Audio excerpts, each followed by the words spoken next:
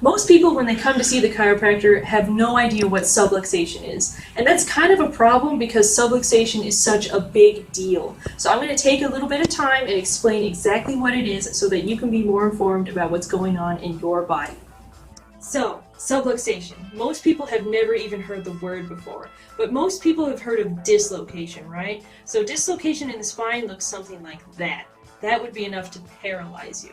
So subluxation, I like to think of it kind of like the cousin of dislocation. So subluxation, what chiropractors deal with, is like this much. It's a misalignment in the spine.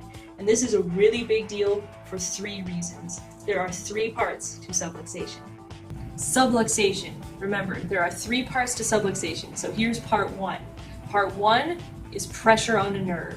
When there's pressure on a nerve, it results in pain, but more importantly, dysfunction.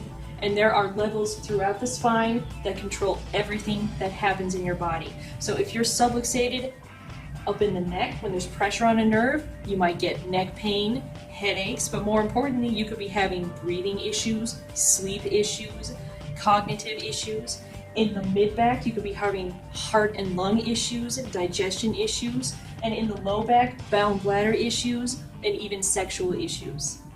Part 1 of subluxation, pressure on the nerve, is the most important part because it results in dysfunction. Part 2 of subluxation. This has to do with the bone and the joint itself. The longer it's stuck in this wrong position, it will continue to get worse. It's a degenerative process. The body reads this position as unstable, so it starts doing what it has to do. So it starts putting up extra bone growth, bone spurs, arthritis. Some people even end up with disc disease, which is really unpleasant. So part 2 of subluxation has to do with the bone and the joint. All right, part 3 of subluxation.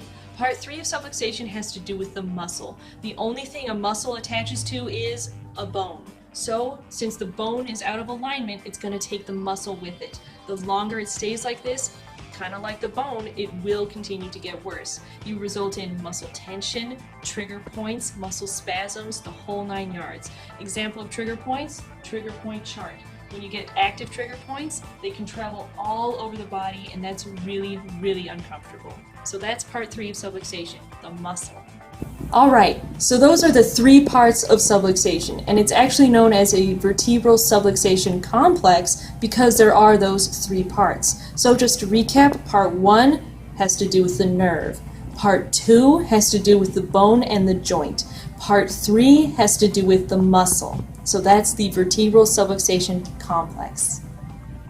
So, as chiropractors, we use the chiropractic adjustment to get the vertebrae back into its proper alignment, get pressure off of that nerve so that it can fire properly to get you out of pain, but more importantly, restore proper function. Thank you for watching this video. Hopefully you understand a little bit more about subluxation and what chiropractors do. If you found value out of this video, that's great. Please let us know. And if you're looking to get out of pain or, more importantly, restore some function that you've lost, please give us a call. Progressive Chiropractic.